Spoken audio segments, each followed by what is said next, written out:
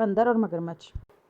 ایک مگرمچھ ایک جھیل میں رہتا تھا جس کے ارد گرد ہری گھاس تھی اور میٹھے چیری کے درخت تھے اور پہاڑ بھی تھے۔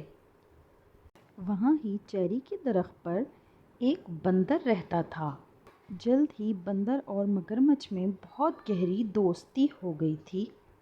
مگرمچھ روزانہ بندر سے ملنے آتا اور بندر روزانہ مگرمچھ کو درخت سے میٹھے میٹھے پھل کھلاتا رہتا تھا۔ ایک دن مگرمچھ کچھ چیریاں اپنی بیوی کے لیے بھی لے گیا۔ مگرمچھ کی بیوی بہت لالچی تھی۔ اس نے وہ پھل کھانے کے بعد مگرمچھ سے کہا، ان چیریوں کو روز کھانے کی وجہ سے بندر کا دل کتنا میٹھا ہوگا۔ تم ایسا کرو کہ بندر کو بلاؤ اور اس کا دل کھا لو۔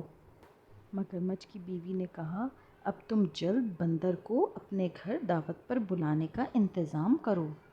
اگلے دن مگرمچھ بندر کے پاس گیا اور اس نے کہا کہ تم مجھے روز پھل کھلاتے ہو، کل تم میرے ہاں چلو اور میرے ہاں میرے ساتھ کھانا کھاؤ۔ بندر نے خوشی خوشی مگرمچھ کی دعوت قبول کر لی۔ بندر نے مگرمچھ سے کہا، میں کس طرح تمہارے گھر جھیل میں آؤں گا، مجھے تو تیرنا ہی نہیں آتا۔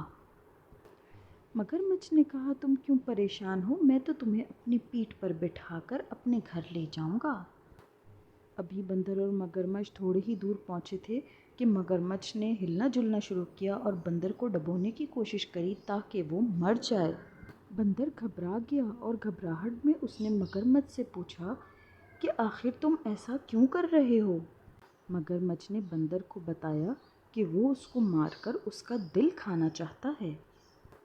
بندر نے بچنے کے لیے چالاکی سے ایک منصوبہ بنایا۔ اس نے مگرمچھ کو کہا، میرے دوست، میں تو اپنا دل درخت کے اوپر چھوڑ آیا ہوں، چلو واپس چل کر اس کو لے آتے ہیں۔ مگرمچھ بہت ہی بے وقوف تھا۔ وہ جلد ہی بندر کے جھانسے میں آ گیا اور اس کو واپس درخت کے کنارے لے جانے لگا۔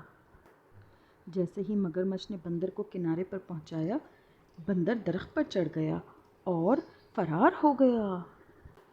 پیارے بچوں، اس کہانی سے ہمیں یہ سبق ملتا ہے کہ جو کسی کو دھوکہ دیتا ہے وہ خود دھوکہ کھاتا ہے اور سب کچھ گنوا دیتا ہے۔